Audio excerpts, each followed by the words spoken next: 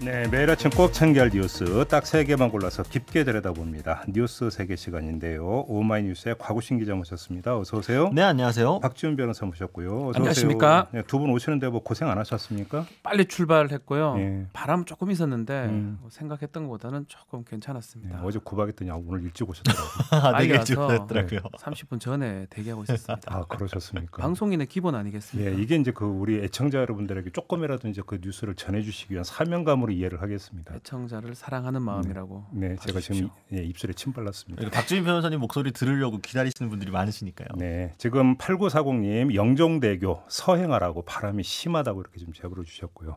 3595님 목포라고 합니다. 여기는 목포인데요. 다행히 피해 없이 지금은 바람만 조금 있습니다. 밤새 태풍으로 긴장했더니 잠을 설쳐서 눈이 깔깔합니다만 피해 없이 지나가서 마음 편합니다. 이렇게 좀 문자를 주셨는데 정말 천만 다행입니다. 자, 오늘 첫 뉴스 가볼까요? 네, 더불어민주당 최고위원회 현장에서 취재를 하던 사진 기자가 이 코로나19 확진 판정을 받으면서 국회가 부분적으로 셧다운에 들어갑니다. 국회는 오늘 본관, 소통관, 의원회관 등을 폐쇄하고 긴급 방역 작업에 들어가는데요. 민주당 지도부도 역시 대거 자가격리에 들어간 상황입니다. 이 전당대회 일정도 차질이 불가피한 것 아니냐 이런 이야기가 나오고 그러니까요. 있습니다. 한마디로 국회가 비상이던데 네. 뭐 국회 내에서 이제 워낙 이제 사람들이 이제 자주 오가고 많이 만나다 보니까 이게 이제 그 순식간에 이제 전파가 될 수 있다는 이제 우려가 있는 것 아니겠습니까? 네, 아무튼 그렇죠. 근데 지금 구체적으로 어떻게 된 일이에요? 그러니까 이제 현장 취재 기자들도 지금 숫자를 제한해서 풀 체제로 운영을 하고 있습니다. 이제 순번을 정해가지고 정해진 인원만 들어가고 있는데요. 이제 해당 사진 기자가 지난 주말에 친척을 만난 뒤에 월요일과 화요일 휴무를 하고 수요일에 현장 출근을 사진을 취재를 했는데. 어제 오전에 그 만났던 친척이 확진 판정을 받았다는 이야기를 듣고 본인도 인근 보건소에서 검진을 받고 자가격리에 들어갔다가 어제 저녁에 이 확진 판정을 받은 겁니다. 무증상 상황이었는데요. 네. 그래서 이제 다만 이 민주당 당시 최고위원회 현장에는 이제 칸막이 등이 설치가 되어 있었고 했기 때문에 뭐 어쨌든 당장 직접적으로 접촉한 사람은 많지 않지만 어쨌든 능동 감시 대상으로 분류가 됐습니다. 또 만일의 사태에 대비해서 자가격리에 들어간 상황입니다. 뭐 당 관계자가 근데 확진 판정 받은 사람은 아직은 없는 거죠? 네, 근데 이제 검사를 오늘 오전에 9시 30분에 이 질병관리본부에서 검사 대상자를 정해줄 건데요. 네. 여기에 따라서 코로나 검사를 받을 예정이라고 입장을 전했습니다. 네. 아마 이제 이해찬 대표와 김태년 원내대표 등을 포함해서 최고위 참석자 대부분이 검진을 받게 될 거로 보입니다. 근데 지금 통합당은 근데 또 민주당 인사들하고 만났을 가능성이 있지 않습니까? 그러니까 이제 2차죠, 2차. 그러니까. 2차로 이제 만났으니까 2차 접촉자로 네. 분류가 되면 이 사람들도 검사가 좀 필요한 상황들입니다. 예컨대 조영 대표 같은 경우 원내대표도 지금 박병석 의장 주재하에서 김태년 원내대표 만났었거든요. 네. 밀접 접촉자로 봐야 돼요. 김태년 원내대표는.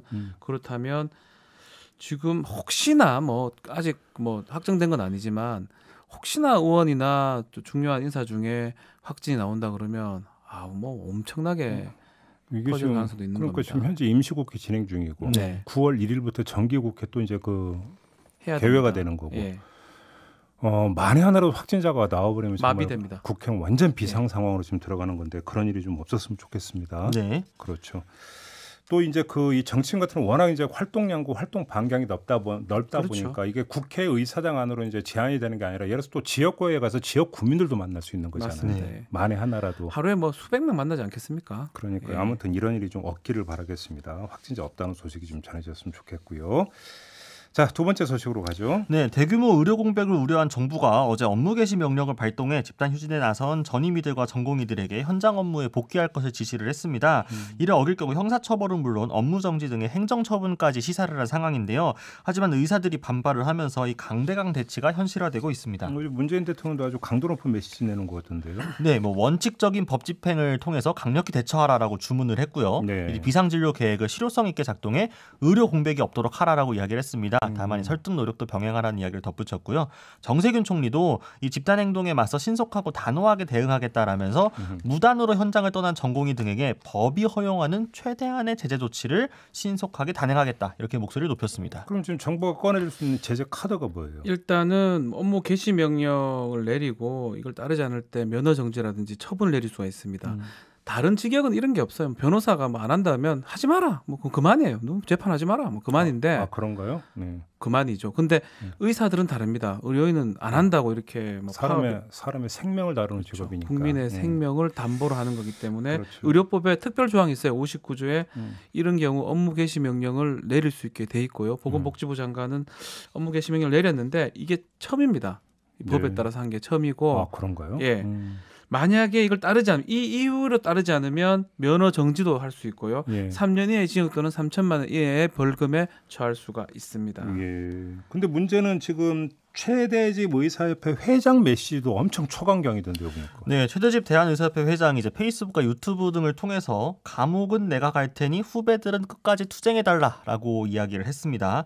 이번 업무 개시 명령을 악법으로 규정을 하면서 단 한 사람의 전공의 전임이라도 행정처분을 받고 형사고발 당한다면 무기한 전 회원들의 무기한 총파업을 통해 강력한 저항할 수밖에 없다라고 시사를 했습니다. 그러니까 이제 지금 두 번째 집단 행동에 이어서 세 번째는 무기한 집단 휴진까지 고려를 하겠다라는 거였는데요. 전공의들도 지금 뭐 희망자에 한해서 오늘 사직서를 제출하겠다, 전문의 자격 시험과 인턴 시험을 거부하겠다고 나선 상태라서 일단은 좀 집단 행동 자체가 좀 더 격화되고 있는 것 같습니다. 근데 어제 한 조관 같은 경우는 일면 톱으로 그 합의 봤다라는 기사를 그렇죠. 일면 톱으로까지 올린 적이 있었거든요. 그러니까 잠정 합의를 봤던 걸로 알려졌는데 이게 왜 이렇게 뒤집어진 아마 거예요? 밤샘 협의를 했다고 하고요. 좋게 좀 진행된다는 얘기도 있었는데 아마 이 전공의한테 이 합의안을 투표를 붙인 것 같습니다. 그 투표에서 좀 부결이 된 것 같고요. 투표까지 했었나요, 전공의들이? 그러니까 전공의 협의회에서 이거를 부결을 시켰다라고 합니다. 대표자들 모임을 했는데 그래서 그 이유가 진정성이 없다라는 거였습니다. 그러니까 이제 이 전공의들이나 의협회에서 요구를 했던 거는 이 정책의 단순히 유보가 아니라 일단은 중단을 하고 대화를 하자라는 거라고 해서 밤샘 협의에서 잠정 합의안을 작성할 때까지만 해도 정부가 최대한 양보를 해서 그럼 일단 중단을 하겠다. 코로나19가 급하니까 라고까지 이야기를 했는데 이제 그 중단에 대해서 믿을 수가 없다라고 해서 전공의 협의회가 거부를 하자 결국 이렇게 된 건데 의협 측에서는 합의가 아니라 제안이었다라는 식으로 좀 해명을 하고 있습니다만 결과적으로 모양새가 이 대화 테이블을 의료진 측에서 깬 듯한 모양새가 됐습니다. 의료진 의협 입장에서 좀 많은 것을 바로 얻고 싶었던 것 같아요. 정책을 철회하기를 바라는 거 말고는 뭐 다른 어떤 합의나 협상 테이블에 안 앉으려고 했던 모양새거든요.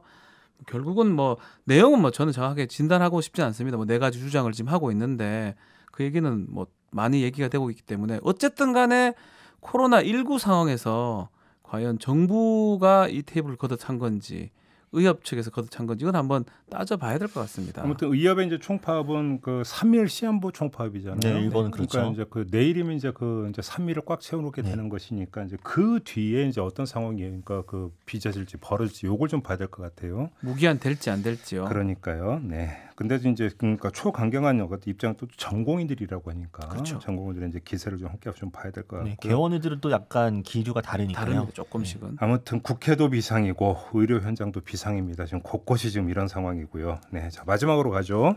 네, 이 전두환 씨의 자택 압류를 두고 진행됐던 검찰과 전씨 측의 법정 공방이 마무리가 됩니다. 서울고법 형사 1부는 전씨 쪽이 연희동의 자택 압류 처분은 부당하다고 낸 이 이의 신청에 신문을 종결했는데요. 법원은 최종 판단을 내린 뒤 이를 전씨 측과 검찰 측에 각각 전달할 예정입니다. 양쪽이 어떤 주장이 나왔어요?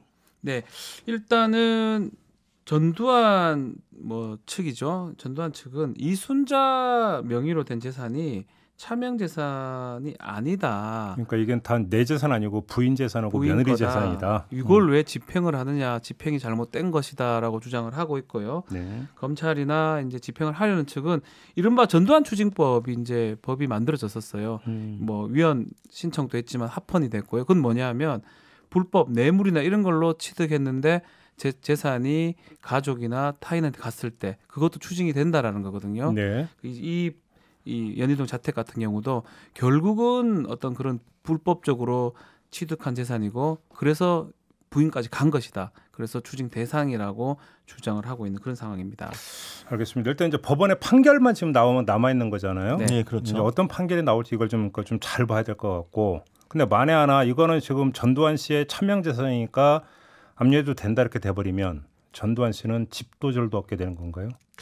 그렇게 되는 거죠? 아니 뭐 이제 그래서 형식상으로는 그렇게 되겠지만 뭐 실제 삶의 질은 별로 달라지지 않지 않을까 이런 생각도 해봅니다. 29만 원 갖고 계속 골프장도 가니까. 그럼요. 네.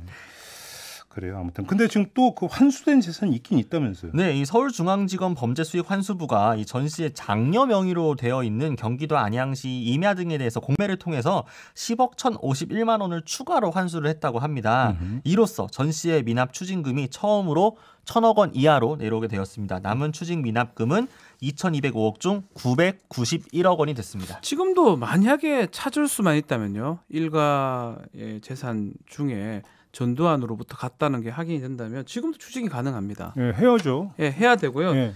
뭐 이게 많이 된 것처럼 이렇게 얘기를 하는데 991억이나 남아 있습니다. 아직까지. 예. 그게 적습니까? 예. 2,200억 중에 1,000억 넘게 했으니까 많이 한 것처럼 이렇게 얘기하지 말고 남은 거를 기준으로 봐야 되거든요. 네. 아직 1,000억 정도가 남아 있기 때문에 해야죠. 조금이라도 더 있으면 법도 만들어놨고 끝까지 조사해서 다만 1원이라도 건가 환수할건 해야 되는 거죠. 다 받아야 됩니다. 지금 걸려 있는 것이 이제 서울 중구 이태원 빌라, 또 경기도 오산 토지도 이제 공매에 들어가려고 했는데 행정소송이 지금 대법원에서 진행 중입니다.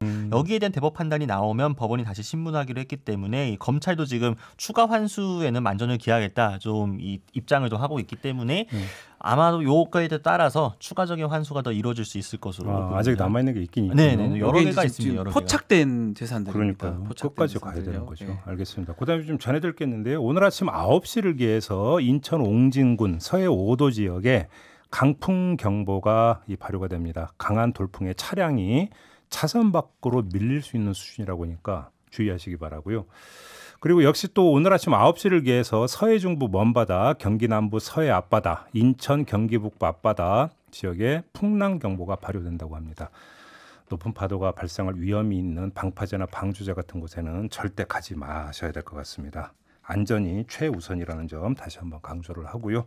자, 오늘 뉴스 세계는 이렇게 마무리를 하도록 하겠습니다. 박지훈 변호사, 곽우신 기자와 함께했습니다. 고맙습니다. 감사합니다.